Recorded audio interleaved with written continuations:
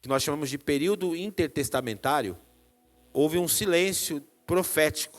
O que significa isso? Houve um tempo que Deus não mais falou, a esse entendimento, pelo menos no campo da teologia, que Deus não mais falou nesse período. É claro que Deus continuou agindo, mas Ele não mais falou nesse período da história.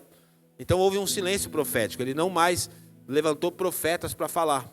Então a última profecia foi a de Malaquias, e depois havia uma expectativa no Messias, enfim. E aí então, o Senhor decide cumprir a promessa dele, envia Jesus. Todo mundo conhece a história, nasce de uma virgem. E aí começa então uma nova era da igreja, depois dos evangelhos. Então quando a gente fala assim que o Novo Testamento, ele na verdade não começa em Mateus. O Novo Testamento começa em Atos. Então Mateus, Marcos, Lucas e João não significa necessariamente o Novo Testamento. Por quê? Porque o Testamento ele passa a validar depois da morte de Jesus. Então isso é claro, só pode haver um Novo Testamento quando há a morte de quem fez o Antigo Testamento. E assim por diante. Então, o Testamento de Jesus passa a ser validado a partir de agora. E aí a gente vai começar então a ver aqui o nascimento da igreja. A igreja nasce nesse contexto. Jesus agora não está mais fisicamente entre os homens. Ele é assunto levado aos céus. E ele tem uma promessa. Qual que é essa promessa? Que o Espírito Santo viria sobre toda a carne. Então a pastora Vânia falou sobre isso um pouquinho domingo passado. E o Espírito Santo é a promessa de Deus para a igreja. Uma promessa de Deus que já se cumpriu em Atos capítulo 2. Uma profecia dita pelo profeta Joel no capítulo 2, versículo 28, se eu não me engano. Lá do Joel, e ela se cumpre em Atos dos Apóstolos. E aí, a partir desse momento, Jesus não está mais fisicamente, mas agora nós temos o Espírito Santo agindo na igreja, na história da igreja. É o que nós chamamos de dispensação do Espírito Santo, ou a dispensação da graça também pode ser chamado. Então o Espírito Santo agora passa a habitar em todo crente. Todo crente tem o Espírito Santo. Essa é uma verdade bíblica irrefutável, que nenhum crente pode negar isso. Todos os crentes passam a ter o Espírito Santo habitando neles. E aí, o texto então vai começar a explicar para nós, no livro de Atos. Se você olhar e ler Atos inteiro, você vai ver que o nome Atos dos Apóstolos até é um nome um pouco desonesto para o título, né? Porque não foi Deus que falou assim, põe o nome de Atos aí. Na verdade, isso aqui foi a teologia que entendeu. Esse livro aqui combina porque é a ação dos apóstolos. Mas, na verdade, o nome mais apropriado para o livro de Atos seria Atos do Espírito Santo. Porque a gente vê que é o Espírito Santo agindo na história da igreja. E o livro de Atos tem 28 capítulos, mas, na verdade, ele não parou de ser escrito. Então, até hoje, o livro de Atos está sendo escrito. Cada história, cada igreja, em qualquer parte do mundo, está continuando escrevendo a história da igreja. Amém? Você deu para entender? Amém ou não amém? Então, eu precisava dar essa introdução para você entender o que nós vamos conversar nessa manhã. Então, abra aí comigo, por favor, em Atos capítulo 4. Atos capítulo 4. Ó, Marcos, sua Bíblia. Sua lapa de Bíblia, meu irmão. Amém?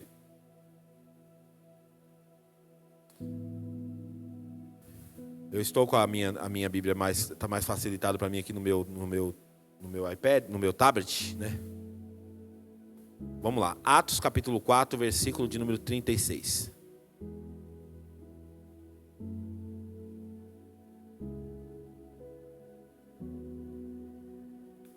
Então todo mundo sabe, a igreja nasce nesse contexto. E essa igreja então começa a se desenvolver como uma igreja. Começa a ter formas. As pessoas se convertem. E aí vai, como toda igreja nasce, né? Ela vai se desenvolvendo. Então tinha uma expectativa entre os discípulos. Porque Jesus ele falou assim, eu vou voltar. E aí a expectativa de quem ouvia essa fala de Jesus era o quê? É que ele ia voltar rápido, porque a gente é imediatista, o ser humano é imediatista. Então na cabeça das pessoas é o seguinte, ele vai voltar E não vai demorar. Ele mesmo disse, eu venho sem demora. Né? Isso já faz mais de 2000 anos, eu vou voltar. Então, isso fez com que essa primeira igreja que nasce, ela não se apegasse tanto com as coisas materiais. Porque ela fala, para que eu vou juntar as coisas se Jesus já está para voltar? Para que eu vou ficar acumulando? Para que eu vou ficar juntando se Jesus está prestes a voltar? Para que eu vou juntar? Então, eles não tinham essa cultura de acumular. E aí a Bíblia vai falar aqui no capítulo 4, no versículo 36, que tinha um crente, e o nome dele era José, e depois ele vai ganhar um apelido chamado Barnabé, e a Bíblia diz assim, versículo 36. José, um levita de Chipre, a quem os apóstolos deram o nome de Barnabé, que significa encorajador, vendeu um campo que possuía, trouxe o dinheiro e colocou aos pés dos apóstolos. Então, o que esse rapaz faz? Ele era um homem fervoroso. Depois, se você continuar a história dele, você vai ver que ele é um personagem muito importante nas Escrituras.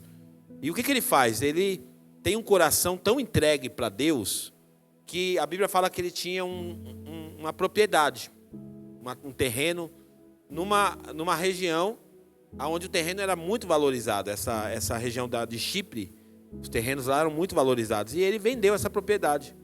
Botou a plaquinha lá, vendeu, pegou todo aquele dinheiro e fez o quê? Trouxe por livre e espontânea vontade, não houve uma coação, não houve uma ameaça, por livre e espontânea vontade e a generosidade do coração dele, ele vende tudo aquilo e fala, quer saber de uma coisa? Já que Jesus está para voltar, eu vou investir tudo isso aqui na obra de Deus. E ele vai lá e traz o dinheiro e deposita esse dinheiro aos pés dos apóstolos, dos líderes da igreja, para administrar aquele dinheiro para o uso da obra de Deus. Foi isso que ele fez. E aquela generosidade dele certamente impacta todo mundo, porque quando a gente vê uma pessoa generosa, é a mesma coisa se eu estou aqui agora, e levanta uma pessoa aqui no nosso meio e fala assim, pastor, estou dando agora um valor de R$1 milhão aqui para a igreja, agora, nesse momento. Todo mundo ia olhar para essa pessoa diferente. Fala, meu, que cara maluco, que cara generoso, que cara impressionante. A gente ia olhar para essa pessoa diferente, porque ia chamar atenção, sim ou não? Lógico que ia, porque hoje em dia a gente não vê as pessoas com tanto desapego desse jeito. Então uma pessoa fazer uma grande doação chama a atenção. E foi o que aconteceu. Então o Barnabé, ele não estava procurando holofote, não estava procurando chamar a atenção de nada, mas ele faz essa oferta de forma genuína, de forma generosa. Ele sabia o que estava fazendo. E aí o capítulo 5 vai continuar dizendo para nós, então, que alguém viu essa atitude dele e quis copiar essa atitude. Alguém olhou e falou, poxa, o Barnabé fez aquilo, todo mundo olhou para ele, todo mundo viu o prestígio dele. E aí tinha um casal chamado Ananias e Safira, e a história continua. Vamos lá, capítulo 5, versículo 1. Um homem chamado Ananias, com Safira, sua esposa, também vendeu uma propriedade. Então, olha só, eles foram sugestionados pela atitude de Barnabé, só que não com a mesma motivação de Barnabé. Então, eles vão lá, pegam o terreno deles também e vendem. Na hora que eles pegam o dinheiro na mão, olha só o que a Bíblia fala. Com conhecimento da mulher, ele reteve parte do dinheiro. Porque eu acho que ele pensou o seguinte, meu, é muito dinheiro. Vou dar tudo isso para a igreja? Não vou dar não. É muita grana, eu não vou fazer isso. E aí ele combina com a mulher, vamos fazer o seguinte, vamos fazer um combinado entre nós aqui. Eu vou falar lá na igreja que é tudo, eu vendi o terreno, dei tudo. Então você confirma o que eu vou falar, beleza? E a Bíblia fala então que eles fazem esse combinado. E com conhecimento da mulher, ele reteve parte do dinheiro para si. Mas levou o restante e depositou aos pés dos apóstolos. Está tudo bem. Até aí está tudo bem. Então Pedro perguntou, Ananias, como Satanás encheu o seu coração para mentir ao Espírito Santo? E guardar para você uma parte do dinheiro que recebeu pela propriedade? Ela não pertencia a você antes de ser vendida? E depois de vendida, o dinheiro não estava no seu poder? O que levou você a pensar em fazer tal coisa? Você não mentiu aos homens, mas a Deus. Ouvindo isso, Ananias caiu morto. Grande temor apoderou-se de todos que ouviram o que tinha acontecido. Então os moços vieram envolveram o seu corpo e levaram-no fora e o sepultaram. Cerca de 3 horas depois, entrou a sua esposa sem saber o que havia acontecido. Pedro lhe perguntou: diga-me, foi esse o preço que vocês conseguiram por essa propriedade? E ela respondeu: sim, foi esse mesmo. Pedro lhe disse: por que vocês entraram em acordo para tentar o Espírito Santo? Veja, estão à porta os pés dos que sepultaram seu marido, e eles a levarão também. Naquele mesmo instante, ela caiu morta aos pés diante dele. Então os moços entraram e, encontrando-a morta, levaram e sepultaram ao lado do marido. Grande temor apoderou-se de toda a igreja e de todos os que ouviram falar desses acontecimentos. Então essa história, ela beira o pavor. Por quê? Porque no Novo Testamento, sem dúvida nenhuma, é o texto mais intrigante do Novo Testamento, todo. Do Novo Testamento todo, sem dúvida nenhuma, é o texto mais intrigante e mais assustador. Porque nós vemos no Evangelho um Jesus, paz e amor. Então a gente se depara com Jesus dos Evangelhos com uma mensagem totalmente diferente da mensagem do Antigo Testamento no que tange a compaixão, o amor. Assim, é uma mensagem mais leve, vamos dizer assim. E aí o que acontece? A percepção parece que é o seguinte: parece que Deus mudou a personalidade. Parece que Deus estava muito bravo no Antigo Testamento e no Novo Testamento Deus começa a ficar um pouco mais calmo. E a impressão que dá, e esse é o perigo do evangelho que nós pregamos hoje, a impressão que dá é que Deus ficou mole. Que Deus agora tolera aquilo que ele não tolerava antes.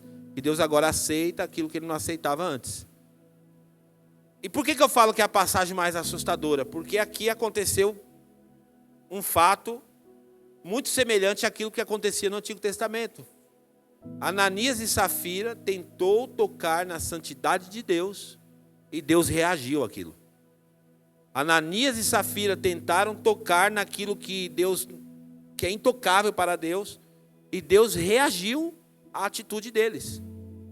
E graças a Deus, Deus não reage. Pelo menos que a gente conheça, né? Porque a gente não sabe tudo.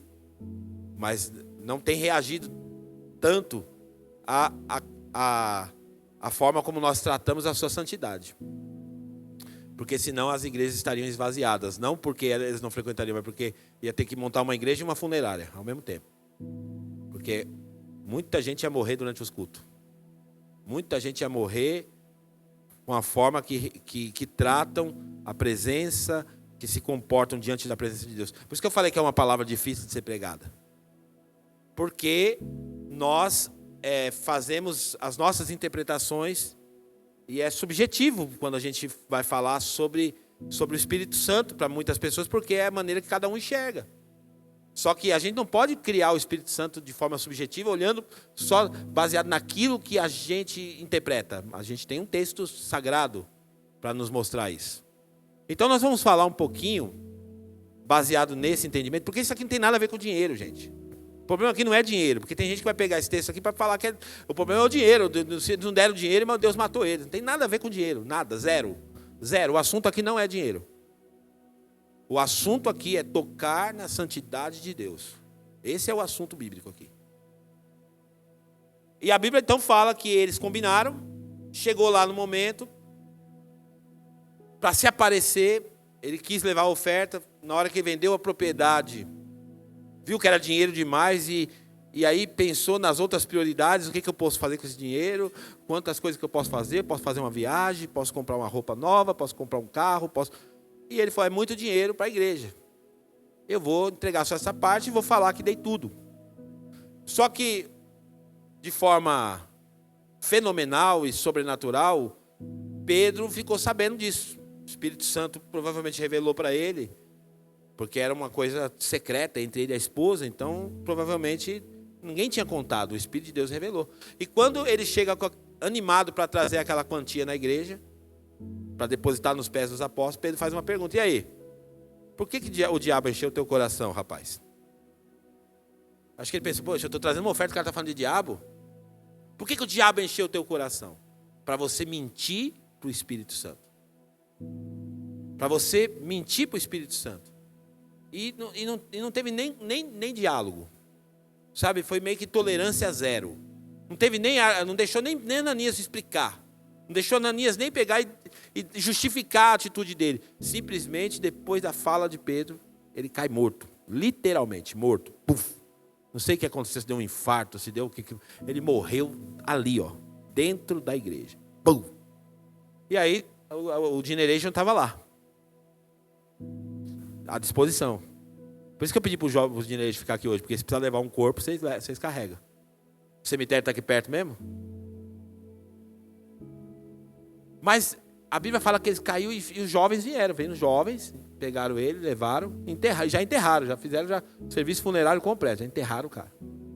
Aí o que acontece? A Bíblia fala que passa 1 hora, 2 horas, a mulher do cara está lá, Ananias falou que ia na igreja e não volta, Ananias falou que ia para o culto e não volta, ia levar a oferta e não volta, cadê Ananias? Cadê o Ananias? Ela sai para procurar o Ananias, 3 horas depois. Aí ela vai na onde? No lugar que ele falou que ia. Ele falou que ia para a igreja, é assim que a gente trata com um desaparecimento, não é? Alguém desapareceu, a pessoa falou que ia no shopping, primeiro lugar que eu vou procurar, no shopping. Aí depois eu vou seguindo o rastro. Então ela chega na igreja e pergunta do marido, cadê o Ananias? Oi, dona Safira, tudo bem? Entra aí. Para ela, teve uma tolerância maior. Por quê? Porque Pedro ainda dá uma chance para ela se arrepender. Porque Pedro pergunta para ela assim, deixa eu fazer uma pergunta para você, ele estava aqui mesmo. O dinheiro que vocês trouxeram aqui do terreno lá que vocês venderam, era aquele valor mesmo? Aí ela lembrou do combinado. Era? A chance que ela tinha, ela perdeu. Ela cai morta na hora. Ele ainda fala, os mesmos caras que mataram teu marido, que enterraram teu marido, vão vir agora. Aí o Generation está entrando. Generation, entra aí! E a galera entra lá e leva ela e enterra ela também. Ser sincero, gente, é uma história assustadora, sim ou não? Sim ou não? É assustador. Essa história nos causa temor. E eu vou falar um pouquinho sobre isso. Eu separei alguns pontos para a gente conversar sobre esse texto, que é muito importante para nós hoje. Então, a primeira coisa que eu quero notar com vocês aqui é a motivação de Ananias. Deus, ele é um Deus que ele olha não o que você faz, mas o motivo pelo que você faz.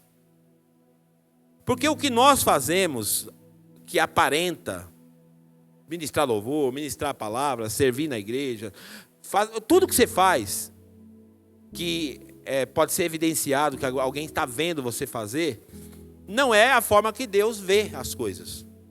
Porque Deus vê além do serviço. Deus vê além do que você está produzindo como pessoa. Deus vê a motivação. O motivo. Porque se você olhar a grosso modo, a atitude de Ananias, se ninguém percebe, ia ser nobre. Se ninguém percebe, poxa, vamos pensar junto. Um terreno não é uma coisa que, se fosse extrema aqui, era um valor considerável. Metade de um terreno ia ajudar muito a igreja. Não vou nem falar um terreno inteiro. Metade do valor de um terreno para a igreja já ia ajudar muito uma oferta dessa. Então, a oferta não era o problema, porque a oferta era boa. A oferta era bacana. Mas o problema é que existia uma motivação no coração de Ananias que só Deus enxergou. Então o que Ananias estava movido pelo quê? Ananias estava movido pela inveja, pela aprovação, o desejo de ser aprovado, de serviço, de se aparecer.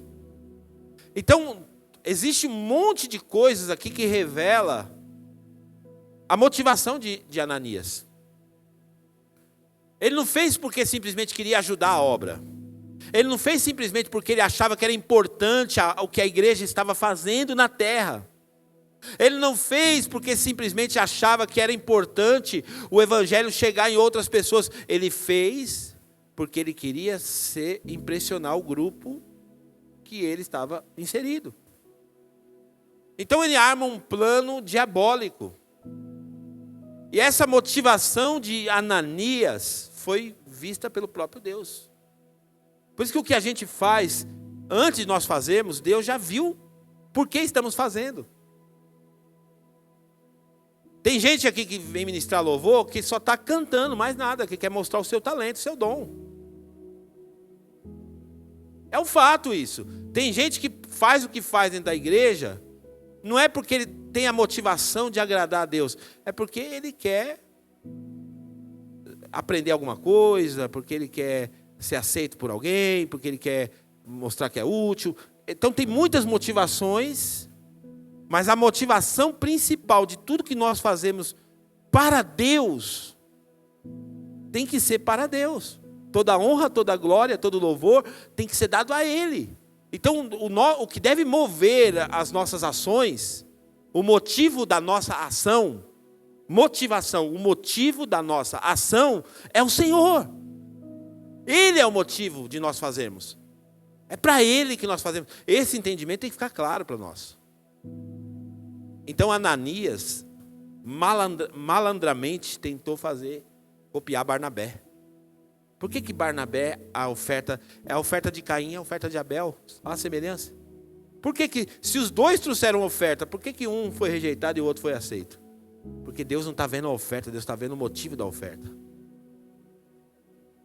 Deus não está vendo a quantidade. Por que a oferta da viúva pobre, que era inferior à oferta dos ricos, foi avaliada por Jesus de uma forma extraordinária? Porque Deus está vendo a motivação e não a quantidade do que você está dando. Amém? A segunda coisa que nós observamos, ainda nesse texto, é que aquela maquinação da maldade no coração de Ananias, que consequentemente vai levar a sua mulher para a mesma situação, foi um lugar que eles deram para o diabo. É o que nós chamamos de legalidade. A igreja evangélica usa esse termo, legalidade. Não pode dar legalidade para o diabo, legalidade. Então o que é legalidade, gente? Está aqui a nossa advogada, a Letícia, que vai explicar muito melhor. Mas o que é legalidade? A legalidade é um direito legal que você dá a outro. É uma legalidade. Eu estou dando legalidade para, por exemplo, para ela ser uma procuradora minha. Então vou assinar um documento e a partir de agora a Letícia vai ser a minha procuradora legal. Então eu estou dando legalidade para ela mexer nos meus bens, fazer minhas movimentações bancárias, assinar por mim. É assim ou não é? Então isso é a legalidade que nós falamos. Então toda vez, de forma inconsequente, que nós não sabemos o que é o mundo espiritual e como trabalha o mundo espiritual, nós estamos autorizando o diabo a agir na vida da gente. A Bíblia diz assim, Efésios 4, 27, parte B do versículo, acho que é o versículo completo, não deem lugar ao diabo. Ananias deu um lugar para o diabo, na sua maquinação do mal, por causa dos seus motivos. O diabo teve um acesso, o diabo teve uma autorização, o diabo teve autoridade sobre a vida dele. Tanto é que quando ele entra, Pedro não fala mais nada, Pedro só fala uma coisa, por que você deixou? Por que você deixou Satanás? Vamos ler? Põe para mim essa parte aí. É o versículo 3.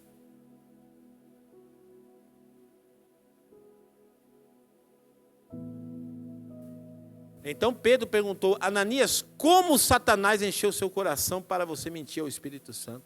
Em que momento? Como que isso aconteceu? Em que momento que o diabo encheu o teu coração? Gente, às vezes o diabo não está possuindo a vida do crente. Porque não pode. A Bíblia fala assim, aqueles que é de Deus, o maligno não toca neles. Mas o diabo está enchendo o coração de muitas pessoas. Ele não toca, mas enche o coração.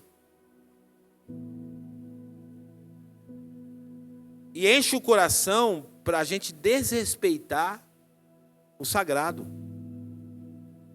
Por isso que eu falei, a gente tem que tomar um cuidado. Eu quero de verdade, não é o meu objetivo central, porque não é eu que vou promover isso, mas a gente tem que repensar um pouco a nossa maneira de nos posicionar e nos aproximar dos cultos. Porque às vezes a gente fica muito agitado, corre para lá, vai para cá e sai, e a gente não percebe, mas a gente está desrespeitando a presença de Deus. E se essa moda pega agora, se o Espírito Santo resolve começar a matar de novo?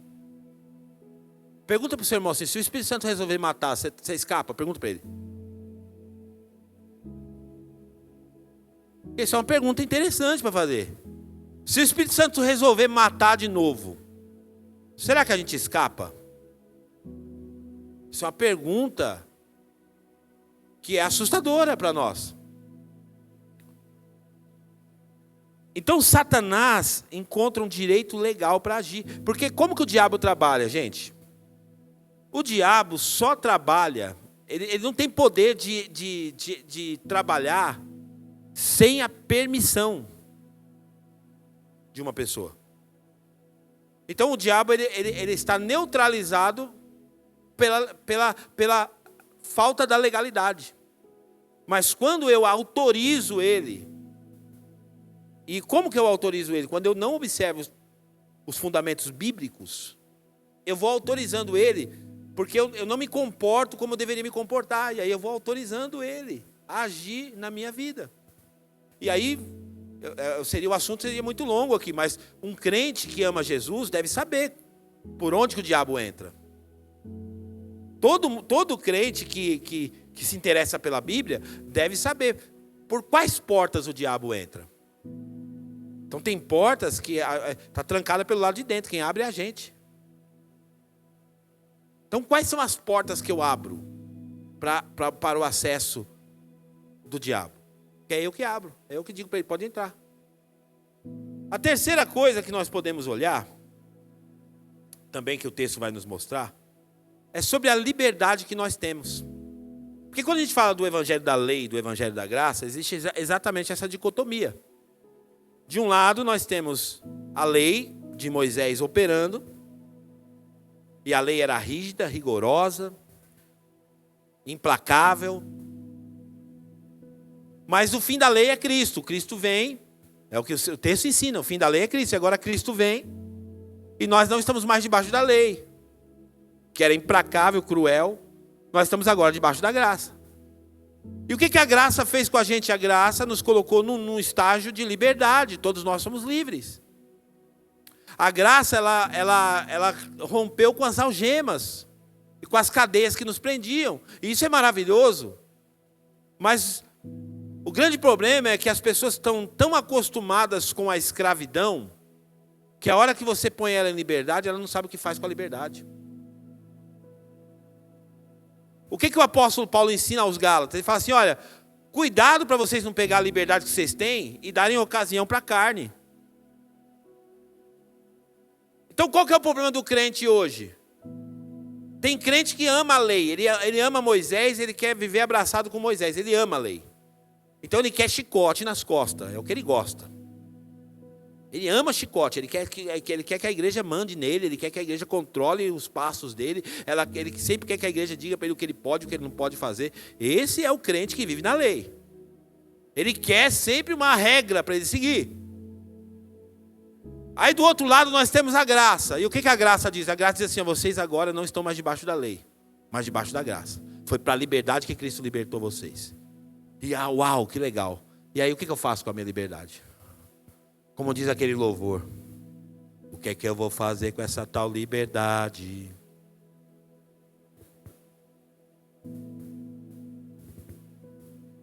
O que eu faço com a liberdade que Deus me deu? Então olha só o que o texto vai ensinar, por isso que eu falei que o texto não tem nada a ver com dinheiro. Pedro vai dizer assim para Ananias. Vamos lá para o versículo número 4. Ele vai dizer assim, ó. Presta atenção que não tem nada a ver com dinheiro isso aqui. Deus não estava de olho no dinheiro de Ananias. Ele está dizendo assim, ó. Você não tinha uma propriedade? Ela não pertencia a você antes de ser vendida? Sim ou não? Quem concorda? Era dele? Era dele. Ponto. É meu. É meu. O terreno é meu. Não é da igreja. É meu. O terreno é meu. Ponto. Depois que eu vendo, ó, e depois de vendido, o dinheiro não era seu também? Sim ou não? Sim, eu tenho liberdade. O dinheiro era meu? Não, o terreno era meu, eu vendi o terreno, o dinheiro é meu. Sou obrigado a dar nada para a igreja? Não sou obrigado. Não estava em seu poder? Estava na mão, estava na sua mão. Ananias, o dinheiro é seu, cara. Se você quiser gastar com o que você quiser, viver do jeito que você quiser, comprar um carro, comprar uma casa, o dinheiro é seu. Mas não quer controlar o seu dinheiro. O problema, Ananias, é que você está com malandragem. Você está bancando generoso, mas você é um avarento. Você está dando uma de bom moço, mas você é um vilão. E ele diz assim, ó, o que levou você a pensar em fazer tal coisa? Porque ele falou que o diabo encheu o coração. Você está com malandragem. E tem muita gente servindo a Deus de forma malandra, gente. Deus não é bobo. E é essa consciência que a gente tem, Deus que tem que ter. Deus não é bobo. Então o dinheiro é meu. Ponto. Deus não está colocando um revólver na minha cabeça, nem me coagindo. O que Barnabé fez? Barnabé deu porque quis, porque entendeu a nobreza da onde ele estava aplicando o dinheiro dele. E é assim que você tem que ofertar na igreja. Você não tem que ofertar porque você tem medo, porque você está se sentindo ameaçado. Você tem que ofertar porque você fala assim, isso que a igreja faz na terra é nobre, e eu vou tacar dinheiro nesse negócio. E é isso que Ananias não fez. Se fosse outro pastor, ia falar assim, não tem problema não, Ananias, é muito dinheiro já, você vai ser ungido presbítero no ano que vem. Ananias, vou botar uma cadeira para você sentar no púlpito, porque essa oferta que você trouxe aqui é boa. Mas Deus vê diferente. E o que acontece? A liberdade, você tem liberdade. Por isso que aqui a gente não força. Você tem liberdade para dar o dízimo ou não. Você é livre. Você vai dar o seu dízimo se você acreditar nessa obra. Se você acreditar na igreja local. Se você acreditar que a gestão do que a gente faz aqui é bom. Se você não acreditar, não dê. Vai comer pizza, vai engordar, vai fazer qualquer coisa. Não dê o seu dinheiro. Porque não precisa. A obra é de Deus, eu sempre falei isso. Gente, se hoje as nossas contas aqui são altas, porque a igreja tomou uma proporção grande. Mas se não der para pagar as contas, eu fecho o prédio, não vai para um prédio menor, não tem problema. Vou ficar me matando por causa de ter prédio grande, não. Agora, o que a gente tem que entender aqui como igreja, como família de Deus responsável, é que eu tenho que fazer as minhas ofertas pela motivação certa. Eu dou o meu dízimo, eu dou a minha oferta, porque eu tenho uma boa motivação para fazer isso. Porque o dinheiro é meu. O terreno é meu. A propriedade é minha, está no meu poder. Eu não sou obrigado a dar. Na lei, existia descrições poderosas sobre quem faltava com esse compromisso. Na graça, o Senhor Jesus te libertou para você fazer o que você faz com liberdade. Isso que é o máximo. Sabe, você fala assim, eu não sou obrigado a dar, mas eu dou tudo que eu tenho. Ninguém me obrigou a dar. O pastor não me ameaçou com um tal de devorador. O pastor não me coagiu, mas eu dou porque eu amo esse negócio. Eu acho que é importante a igreja, o trabalho que a igreja faz, e eu vou colocar o meu dinheiro sim, nesse negócio. Aí sim, aí a nossa oferta chega diante de Deus. Aí ela sobe como um aroma suave nas narinas de Deus. Amém? Você está entendendo? Isso que é a beleza do evangelho, gente. Tinha movimentos antes que obrigavam que a pessoa colocava a lista do nome de quem ofertou, de quem não deu dízimo, quem não deu. Aí o cara ficava com medo. Se eu não der o dízimo, meu nome vai aparecer lá, o que vão pensar de mim? Tudo errado, a motivação já. Se o Espírito Santo resolvesse matar, matava todo mundo, até o pastor ia morrer junto. Por quê? Porque está errado o princípio. Não, na graça eu vivo a liberdade de Deus. E eu dou porque eu sou livre para dar. Não dou porque eu estou debaixo de uma legalidade. Eu dou porque eu sou livre. E a coisa mais gostosa é essa. A coisa mais gostosa é você fazer uma coisa porque você é livre para fazer. Você está entendendo? Dá um glória a Deus aí. Eu sei que é difícil dar glória a Deus com uma palavra dessa, mas dá, irmão. Dá. Dá, que Deus abençoe também.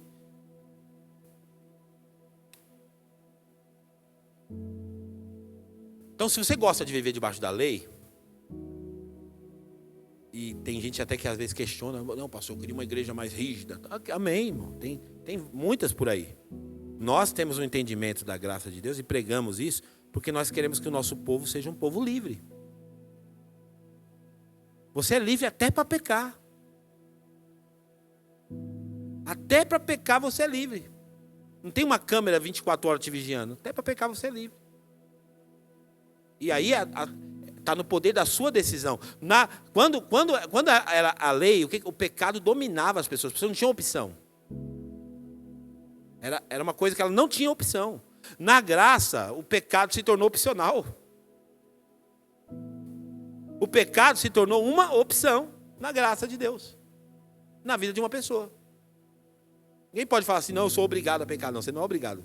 Você é livre para pecar ou não pecar. Então, viver essa liberdade é a coisa mais linda que tem.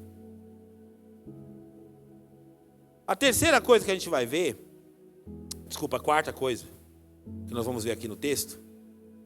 Qual foi o problema então? Se o problema não era dinheiro, qual que era o problema?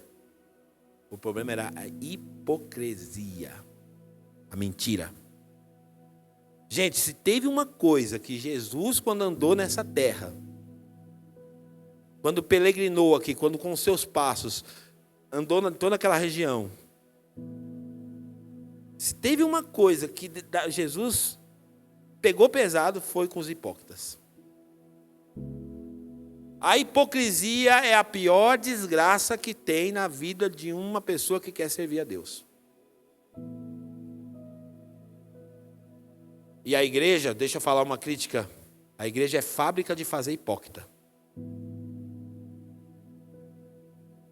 E o que tem de crente hipócrita é absurdo. E o que é um hipócrita, gente? Olha só a definição dessa palavra, eu anotei aqui uma coisa interessante. Porque essa palavra, ela tem uma origem grega. Olha que interessante isso. Hipocrisia é o ato de fingir ter crenças, virtudes, ideias, sentimentos que a pessoa, na verdade, não possui. Frequentemente, exigindo que os outros se comportem dentro de certos parâmetros de conduta moral, que a própria pessoa extrapola ou deixa de adotar. A palavra deriva do latim, olha só, hipocrisis, e do grego upokrisis, ambos significando a representação de um ator. Então a palavra hipócrita é a palavra usada por ator. Um ator, atuação, fingimento no sentido artístico.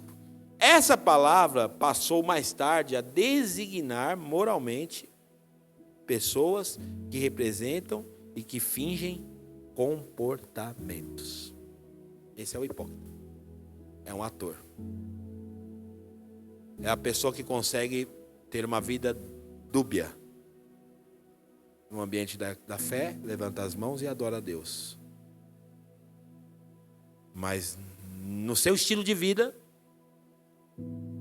engana, mente, trai, se corrompe e assim por diante. Então Jesus pegou muito pesado com a hipocrisia. Porque os fariseus, quem olhava para eles, falava assim, esses caras, a religião desses caras é boa.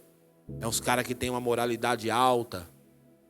Por que você acha, quando aquela mulher foi pega no ato do adultério,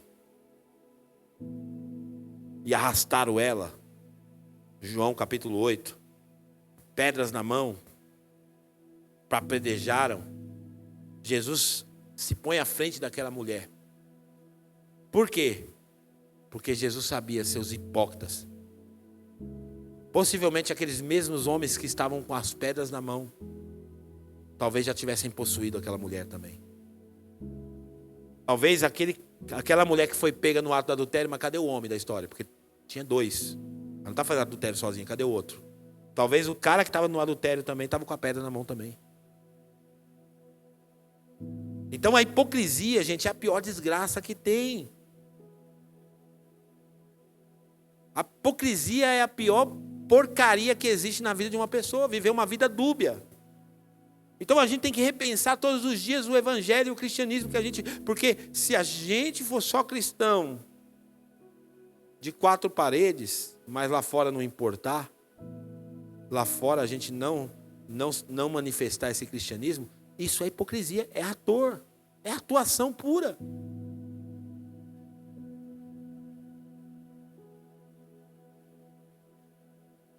E o grande problema, sabe o que é? É que nós não temos consciência, e essa é a parte mais forte da mensagem. A gente não temos consciência do Espírito Santo na nossa vida. Porque se nós tivéssemos consciência... Gente, de verdade, a gente lê esse texto bíblico, mas a gente não entende a dimensão e a profundidade do que é ter Deus morando dentro da gente. Significa que Deus está habitando em nós 24 horas por dia. E quando eu estou mentindo, Deus está vendo a mentira. Quando eu estou traindo, Deus está no ato da traição comigo. Ou você acha que ele vira as costas e fala assim, não, faz aí sozinho aí. Porque é uma promessa para o crente. Você é um crente, você está com o Espírito Santo. E tudo que você faz, o Espírito Santo está vendo. O que a hipocrisia faz com a gente? A gente não quer ser fragado pelos outros. O pastor não pode ver que eu fumo, o pastor não pode ver que eu bebo, o pastor não pode ver que eu acesso pornografia. E você já percebeu, tudo que é errado a gente quer fazer escondido, para ninguém ver. Então a gente tenta maquiar o máximo possível. Ninguém pode ver a minha podridão. Então eu vou esconder bem isso aqui que eu estou fazendo. Então eu vou acessar pornografia, de preferência num canto cego. Para ninguém ver, porque aqui eu estou protegido. Ninguém está vendo aqui, não tem ninguém atrás de mim. É aqui que eu vou acessar minha pornografia. Então eu quero fazer as coisas bem escondido para ninguém ver. Mas não temos consciência do Espírito Santo, porque o principal está vendo. O principal está testemunhando. O principal está ali. Parece que a gente não entende que o Espírito Santo anda com a gente. Parece que é só no dia do culto. A gente vai embora agora e fala, Espírito Santo, até domingo. Deus abençoe, viu? Domingo que vem a gente se encontra de novo. Não, querido. A presença de Deus, você carrega ela, querendo ou não. Querendo ou não, você carrega a presença de Deus na sua vida. E essa própria presença que você carrega vai ser a testemunha para o dia do juízo. Para mostrar para você. Não vai ter como você esconder, por quê? Porque ele viu tudo. Mas a gente está muito preocupado com o que os homens pensam. Preocupado demais com os homens e negligenciando quem de fato precisa da nossa preocupação. O que o pastor vai pensar, o que o meu líder vai pensar, o que não sei quem vai pensar, o que o irmão vai pensar. As opiniões desses irmãos são legais, mas elas são inferiores a quem nós devemos de fato preocupar que vai pensar de nós. 1 Coríntios capítulo 3, versículo 16, essa consciência a gente tem que ter, gente, não tem para onde correr. 1 Coríntios 3, 16 diz assim, ó, põe aí. Vocês não sabem que vocês são templo de Deus? E que o Espírito de Deus habita em vocês? Antigo Testamento, o Espírito de Deus visitava homens. Era uma visita. Ele vinha, se apoderava de um juiz, fazia obra, mas ele não habitava. Na nova aliança, a gente agora tem uma presença permanente. Deus mora dentro de nós. A nossa comunidade chama Templo Vivo, que é exatamente o que esse texto quer dizer. Deus morando dentro de mim. Já parou para você pensar nisso, gente? Você tem Deus morando dentro de você. Sem pausa. Sabe, tipo assim, quantas horas? 24 horas por dia. É um loop da presença de Deus, não sai. Não sai, meu irmão. Ela fica ali, ó, permanece em você o tempo todo.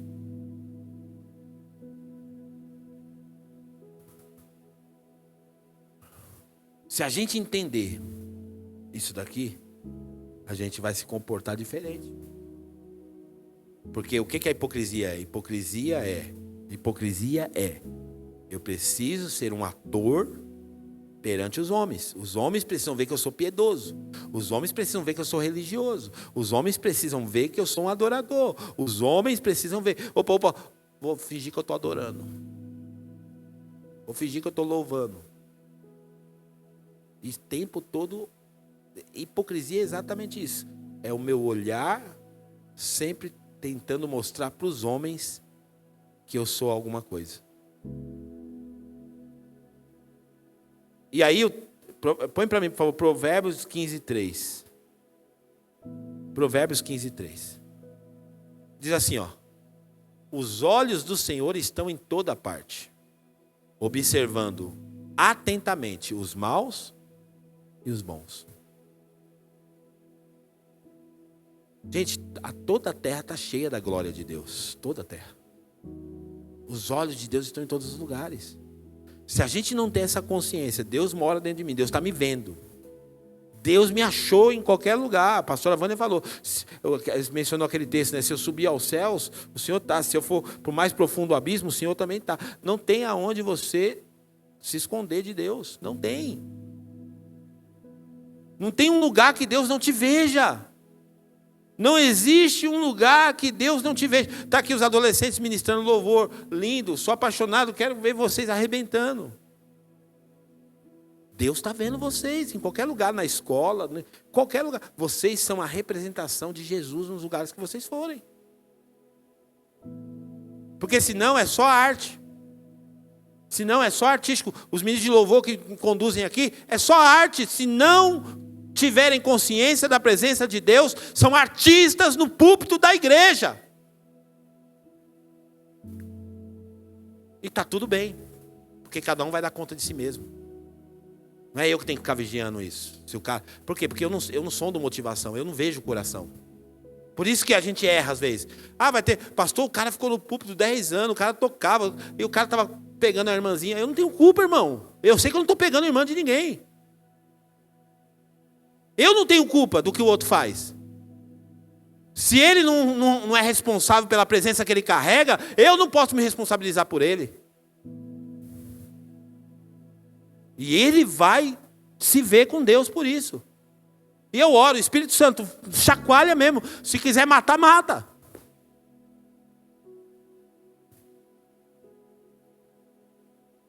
Porque ou a gente leva as coisas de Deus a sério, ou então vai dar problema para a gente. Gente, essa palavra é grave, isso aqui é grave. Eu não estou pegando um texto do Antigo Testamento para fundamentar, nós estamos falando de Novo Testamento, nós estamos falando de igreja neotestamentária. O que será que fez? Por que o Espírito Santo não faz mais o que está fazendo? Por que será? Talvez, porque esse texto aqui, que é exclusivo do Novo Testamento, único, talvez é só para provocar temor na gente mesmo. Porque se ele fosse fazer exatamente o que ele fez aqui, nós não íamos suportar. Nós íamos ter medo. E Deus não quer que você tenha medo da presença dele. Deus quer que você tema a presença dele. Ele não quer que você tenha medo. Ele quer que você tema a sua presença. Efésios 5:11. Não, desculpa, é Tiago 4:3, me perdoa, Tiago 4:3. Tiago 4:3 diz assim, ó. Será que é isso mesmo? Deixa eu ver.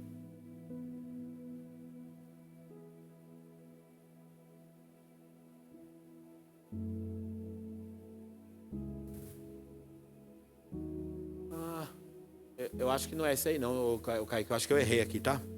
Mas eu vou ler aqui o texto, que está anotado aqui, só a referência que eu anotei errado. Diz assim: adúlteros e adúlteras, não sabeis vós que a amizade do mundo é inimizade contra Deus? Portanto, qualquer que quiser ser amigo do mundo constitui-se inimigo de Deus. Ou cuidais vós, que em vão diz a Escritura, o Espírito que habita em vós tem ciúmes.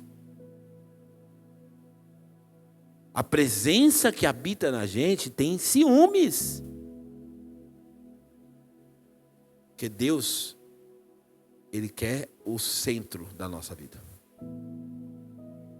Ele quer ser o centro para nós. Quinto, Quinta coisa que nós vamos observar nessa história de Ananias e Safira, nessa assustadora história, sobre a cumplicidade. Olha só, uma pessoa com as motivações erradas, com o pensamento carnal, chega na casa, pega a mulher que ele deveria proteger, que ele deveria cuidar, que ele deveria doutrinar, que ele deveria pastorear. Mas o que ele faz com a mulher? Ele põe a mulher no pecado junto com ele. E essa mulher vira cúmplice dele. Ele chega para ela e fala assim: meu amor, vendi o terreno. Ai, que bom. Mas é o seguinte, muito dinheiro. Nunca pegamos tanto dinheiro assim na mão, meu amor. Vamos fazer o seguinte, vamos combinar aqui. Eu vou comprar um casaco de pele para você. Vou comprar uma joia bonita para você. Nós vamos poder fazer aquela viagem dos sonhos. Nós vamos fazer uma viagem. Mas se o pastor perguntar, fala para ele, vamos combinar nós dois aqui, que é todo o dinheiro, beleza? E aquela mulher aceita a proposta e se torna cúmplice do marido. Na prática, isso, querido, não é só para casamento, é para tudo. Muitos de nós estamos nos tornando cúmplices dos pecados dos outros. Acabamos nos tornando cúmplices. Vamos primeiro tratar exatamente essa raiz aqui, casamento. A mulher deve obedecer ao seu esposo, desde que esse esposo não leve ela a desobedecer a Deus. Você, esposa, não concorde com os pecados do seu marido. Confronte. Confronte. O marido está propondo coisas que vão desagradar a Deus, não concorde. Fala para ele assim: eu não estou nessa com você. Se é para desagradar a Deus, não conte comigo. Estou fora. Tem gente, trazendo para o lado das amizades agora, sou muito amigo de fulano, sou muito amigo de Beltrano, está participando do pecado junto com ele. Ah, mas pastor, eu não concordei. Mas você não falou nada? Você tem um ditado popular que diz: quem cala, consente. Quem cala, consente. Ah, tá na rodinha um conselho. Tá lá 3, 4 pessoas, um conselho, sem vergonha, numa roda. Aí a pessoa pega, não fala nada. Um cara aconselha errado, o outro fala. E não fala, não se posiciona. Não. Isso que você falou está errado. Eu não concordo com essa atitude desse irmão aqui, não. Não concordo, porque isso aí não é bíblico. Ah, tá lá 4, 5 irmãos lá. Aí separa do marido. Não, eu estou fora. Esse conselho aí não é comigo, não. Estou fora. Porque quando você se cala naquilo que você tem que confrontar, você está compactuando do mesmo pecado. E vai pagar junto. E vai ter que se responsabilizar junto. Então essa cumplicidade de Ananias, não, de Safira, destruiu ela também. Acabou com a vida dela também. Então tem gente que acha que não vai dar problema. Se você insistir em ficar compactuando do pecado dos outros, você vai ter que pagar um boleto que não é seu. Já viu aquele... Gente, é assim, ó, ser preso deve ser uma coisa muito ruim. Agora, ser preso porque estava andando com um cara que roubou e você não roubou, é pior ainda. Imagina só. Tá eu e o pastor Tiago andando junto. O pastor Tiago roubou. Não foi agora, não, faz tempo. Aí a polícia, tá eu e ele andando junto, para todo lado. Aí o pastor Tiago, os homens enquadram. Vai, perdeu. E me põe junto no balaio. Antes eu tivesse roubado, então, para pagar igual. Mas eu vou ser preso. Por quê? Porque eu estou compactuando. Estou junto com ele. Eu sei que ele rouba, eu sei que não sei o quê. É a mesma coisa. O pastor Tiago anda muito comigo. É um companheiro de ministério. Então é assim, ele me conhece muito melhor do que muita gente aqui, com certeza. Então ele sabe o meu comportamento com os negócios, no trânsito, com o sexo oposto, tudo. Se ele está comigo, tá vendo o pastor mexendo com mulher na rua, não sei o que, e não fala nada, ele é tão errado quanto eu. Mesma coisa eu, ando com ele, vejo ele e não falo nada, não chama a atenção dele, eu sou tão errado quanto ele. E vou ter que pagar esse boleto. Então, às vezes, o nosso comportamento não é como o de Ananias. Às vezes nós não somos um Ananias, mas nós somos uma Safira no reino de Deus. Não somos Ananias, mas somos Safira. E Safira morreu também. Por quê? Porque quem não se posiciona, concorda. Quem não se posicionar, está relativizando o pecado. Porque foi isso que a Safira fez, relativizar. Acho que não tem nada não, mentir e não sei o que e tal. Não carrega esse BO não, irmão. Solta esse negócio aí. Efésios 5:11 diz o quê? Vamos lá. O que a Bíblia vai ensinar? Efésios 5:11 diz assim, ó. Não participem das obras infrutíferas das trevas. Antes, exponhas à luz. Continua. Pois é vergonhoso até mencionar as coisas que eles fazem em oculto. Está falando aqui, está falando dos hipócritas. Até o que eles fazem no secreto, por quê? Porque coisa errada as pessoas gostam de fazer no escondido. O que eles fazem no secreto deles, porque o secreto de um crente tem que ser o quê? O secreto de um crente é com Deus, sua vida de oração. Mas o secreto de quem é hipócrita é fazer as coisas erradas. Por isso que hoje, gente, não se engane. Microfone na mão, roupa alinhada e uma boa oratória não engana a gente, pelo menos não me engana, não sei você. Ah, vou trazer aqui um pregador, não trago, se eu não conheço, eu não trago. Não trago mesmo. Pode, se você quiser ir para atração, aqui você não vai encontrar, porque não tem. Prefiro trazer gente da casa, que convive com a gente, que a gente conhece. Porque é uma roupa bonitinha, tudo, e as pessoas ficam impressionadas. Porque tem uma vida secreta de uma galera, que não é um secreto com Deus, é isso aqui, ó. As coisas que eles fazem no oculto, banda de música gospel por aí, pregador, que vai pregar numa cidade, vai pro hotel e chama prostituta para ir pro quarto junto com ele. Tem de tudo.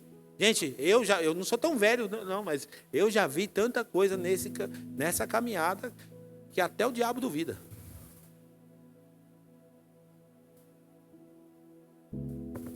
Sabe o que está faltando para nós? Temor. Temor. Continua. 13. Tudo, porém, que é exposto pela luz, torna-se visível, pois a luz torna visíveis todas as coisas. Então não é para a gente comunicar, não é para a gente compactuar. 1 Timóteo 5:22. A parte B do versículo diz assim, ó, põe aí, 1 Timóteo 5:22. A parte B vai dizer assim, ó.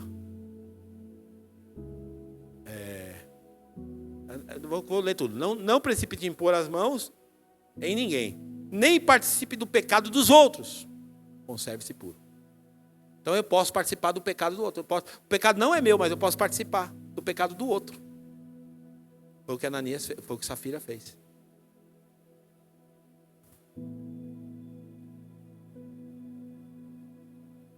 Último ponto. Precisamos de temor.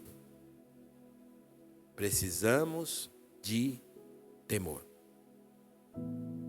O que aconteceu? Vamos recapitular a história. Quando Ananias chega com o dinheiro, Pedro fala, Satanás encheu teu coração. A Bíblia fala que ele cai morto. Logo depois que ele cai morto, põe para mim lá, por favor, Kaique, versículo 4 de Atos, de novo. Atos 5:4.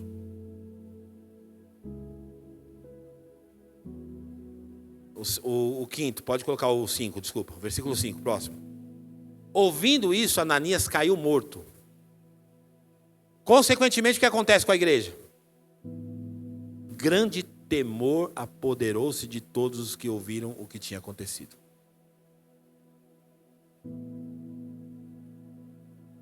Temor de Deus veio, sabe quando? Quando houve algo assustador. Sabe o que nós estamos precisando hoje como igreja? Do temor. E será que esse temor vai precisar vir do mesmo jeito que veio o temor deles, com eles? Sabe o que está acontecendo com a igreja hoje? A sensação de impunidade está deixando os crentes sem vergonha. A sensação de impunidade está transformando os crentes em crente safado. Não dá nada, não vai acontecer nada, não tem nada não. Aí fica relativizando tudo, banalizando tudo. Aí banaliza sexo. Os crentes fazendo tudo sexo fora do casamento. Gente, assustem vocês. Pai e mãe concordando levar filho para dentro de casa e dar o quarto para o filho transar com a namorada dentro do quarto. Por que isso? Está faltando temor. Temor. Respeito com a presença de Deus. Banalização do pecado.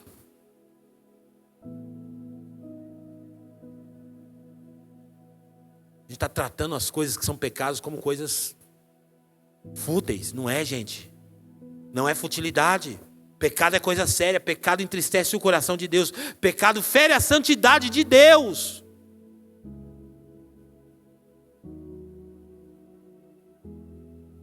O pecado de Ananias e Safira nem foi um pecado na nossa categoria tão grave assim. Uma mentira.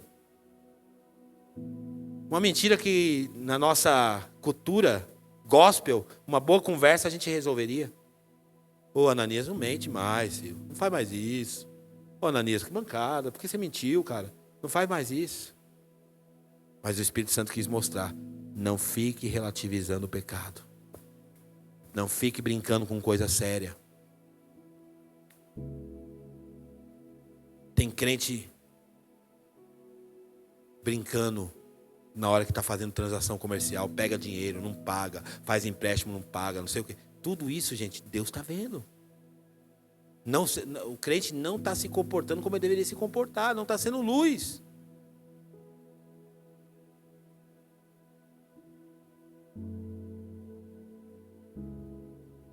Falta temor na forma como nós estamos olhando as coisas.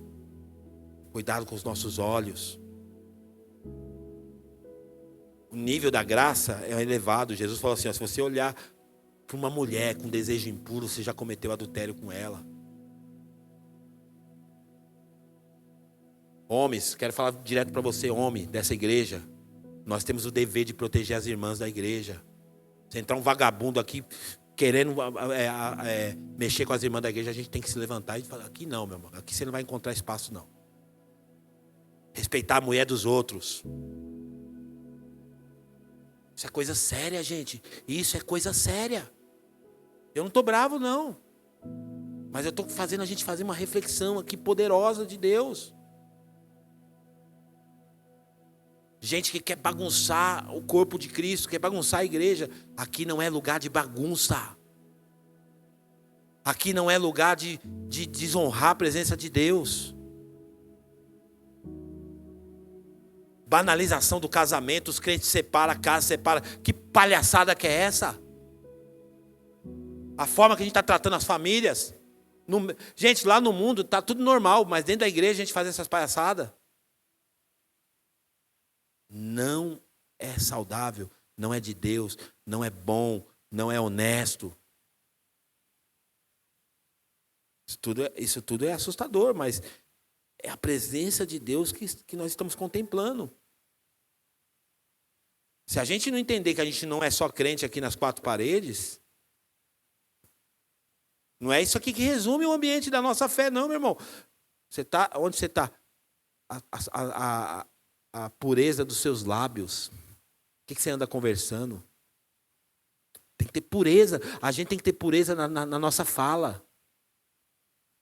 Crente boca suja. Falando palavrão por aí. Não representa o evangelho, gente. Nós estamos carregando a presença de Deus. Se nós não entendermos isso, o que vai acontecer conosco?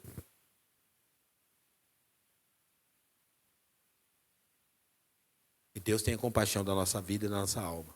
Vamos ficar de pé nessa manhã.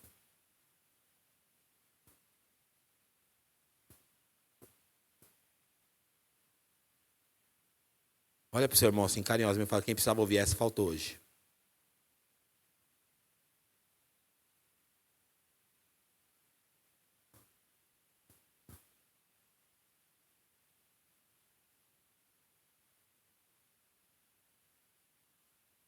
Queridos, de verdade, nós precisamos desse despertamento. Ou a gente teme a presença de Deus. E o que é temor, gente? Temor não é medo, temor é respeito. Respeito pela presença. Então é assim. Se nós não repensarmos, nós vamos ter que pagar um boleto caro. Um boleto caro. A Bíblia diz assim: para você que pensa que Deus é só ursinho carinhoso, coraçãozinho para lá e para cá, põe para mim, por favor, Romanos 11, 22. Romanos 11, 22 diz assim: portanto, considere a bondade e a severidade de Deus. Considere a bondade e a severidade de Deus. E ele vai continuar: severidade para com aqueles que caíram, mas a bondade com você, desde que você permaneça na bondade dele. Caso contrário, você também será cortado. Esse texto deve nos causar temor. Esse texto deve nos causar temor.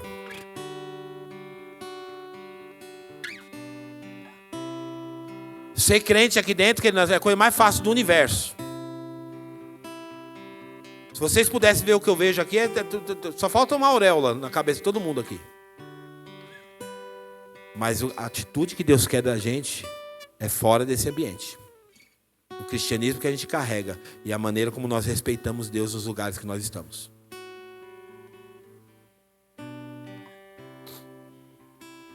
Gálatas capítulo 6, versículo 7.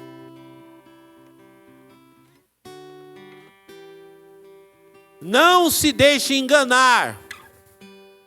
De Deus não se zomba. Pois o que o homem semear, isso também colherá. Às vezes nós não vamos ver morte física como de Ananias e Safira. Mas o pecado está trazendo morte no casamento, morte nas finanças, morte na saúde. Um monte de crente problemático. Por quê? Porque está tocando na santidade de Deus. Às vezes não vai cair morto igual a Ananias e Safira. Mas vai ter que conviver com a morte em áreas da vida. O Senhor disse para Abraão: anda na minha presença e ser perfeito. Ande na presença de Deus, meu irmão, com respeito, com temor. Olhe para a presença de Deus e respeite essa presença. Não precisa respeitar o pastor, não. O pastor não vai salvar você, não vai mudar a sua vida, não. Mas respeite a presença de Deus. A pastora Vânia falou uma coisa domingo. Os crentes reunindo, ficam falando mal um do outro. Deus está lá vendo. Deus está vendo tudo. Então, se você trouxesse isso na sua consciência, que Deus vê tudo, você vai ter mais cuidado de como você anda. Se você trouxer na sua consciência que o Espírito de Deus está dentro de você, você vai prestar mais atenção na forma que você se comporta diante da presença dele. Então não seja um hipócrita. Não seja um ator. Viva de verdade esse evangelho que te é proposto. Independente se você tem uma boa referência do fulano, do ciclano. Ah, não, porque tem gente que fala assim, ah, não, mas fulano faz. Problema do fulano, meu irmão. Ah, mas o pastor, não sei. Problema do pastor. Você vai ter que dar conta de você para Deus. Ele fala assim, naquele dia, cada um dará conta de si mesmo. Eu não sou representante de Deus para ter que falar, ah, Deus está aqui, ó, vou apresentar agora para o Senhor. Esse aqui é o Jonas, esse aqui é o Miguel, esse aqui é o Roberto. Ó, Deus, vem aqui. Vocês vão formar uma filinha atrás de mim para entrar no céu. Não tem isso não, meu irmão. Pastor não carrega ninguém para o céu. Pastor, ele é um ministro de Deus que ensina as Escrituras com grande responsabilidade, é o dever nosso. Com temor e tremor, porque maior rigor haverá para mim. Na chamada que Deus deu para mim, eu tenho consciência disso. A responsabilidade que Deus colocou nos meus ombros vai ter uma cobrança diferente. Porque Deus espera que eu seja um bom mordomo do reino dele e alguém que ensina com integridade a sua palavra. Mas cada um dará conta de si mesmo. Amém? Espero que seu domingo seja maravilhoso. Amém? E reflexivo. Vamos orar? Senhor, nessa manhã, Pai, nós reconhecemos que estamos diante da Tua presença. Aqui não é um show. Aqui não é um espetáculo. Nós não viemos aqui, Senhor, para fazer um ritual religioso. Nós reconhecemos que estamos diante da Tua presença, Senhor. Que a Tua presença está entre nós. Senhor, nos perdoa, Pai. Nos perdoa, Senhor. Porque às vezes nós esquecemos. Nos ajuda, Senhor, a ter consciência da Tua presença. Senhor, vem com o Teu temor sobre a Tua igreja, Pai. Vem com o Seu temor sobre nós, Senhor. Vem, Senhor, com o Teu temor sobre nós. Nós não queremos, Senhor, meu Pai, um avivamento sem transformação. Nós rejeitamos, Senhor, meu Pai, o barulho se não vier acompanhado de mudança, transformação de caráter. Senhor, em nome de Jesus, nos ajuda. Nos ajuda a respeitar a Tua presença. Espírito de Deus, que esse temor possa, meu Pai, se estender sobre cada membro dessa igreja, Pai. Que nós não sejamos motivo de chacota. Que não sejamos, Senhor, meu Pai, motivo de pessoas rejeitarem o Evangelho por causa da nossa má conduta. Que possamos ser, Senhor, meu Pai, sérios. Sérios, Senhor, meu Pai, até quando ninguém está vendo. Senhor, em nome de Jesus, nos livra da hipocrisia, da mentira, da atuação. Senhor, meu Pai, nos livra disso. Senhor, em nome de Jesus, batiza-nos com o Teu temor nessa manhã. Batiza-nos com o Teu temor nessa manhã, Senhor, é o que nós Te pedimos. Que haja temor, Senhor, meu Pai, nas famílias. Que haja temor, Senhor, meu Pai, nos casamentos. Que haja temor, Senhor, meu Pai, nas relações amorosas. Que haja temor, Espírito Santo, temor, temor, temor. Oh, Espírito de Deus. Nós Te agradecemos, Senhor, por esse culto. Nós Te agradecemos pela Tua palavra, que nos exorta, que nos coloca no caminho, que nos traz alinhamento, Senhor. Oh, Espírito Santo, não permita que nós venhamos ser negligentes que nós venhamos tratar as coisas de Deus com leviandade, Senhor meu Pai. Nós não queremos ser levianos. Senhor meu Pai, não permita que nós sejamos cúmplices dos pecados dos outros, Pai, mas nos dê, Senhor meu Pai, coragem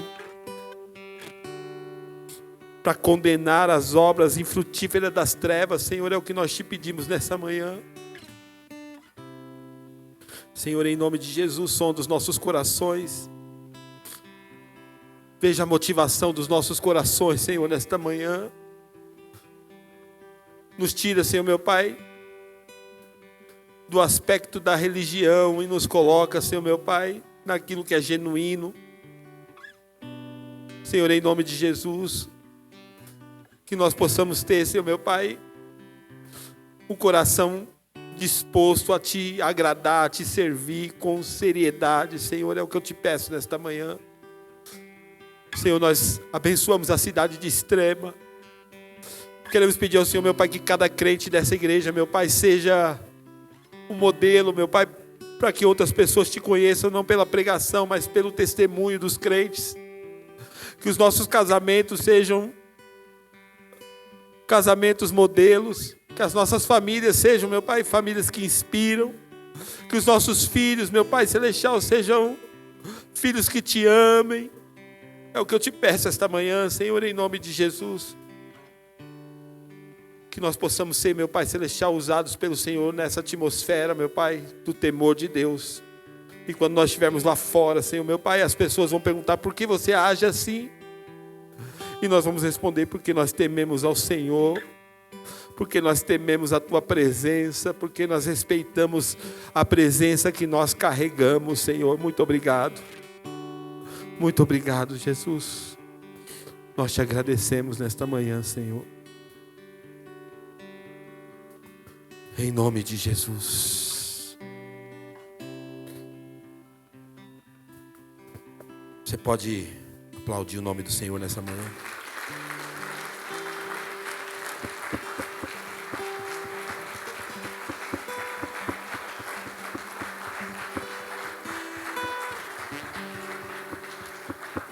Glória a Deus. Amém, queridos?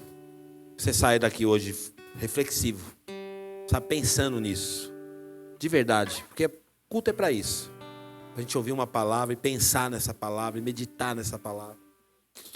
Veja como você está representando e carregando a presença de Deus. Isso é muito importante.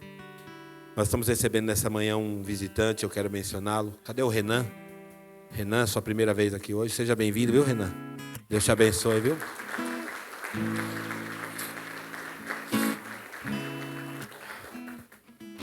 Seja muito bem-vindo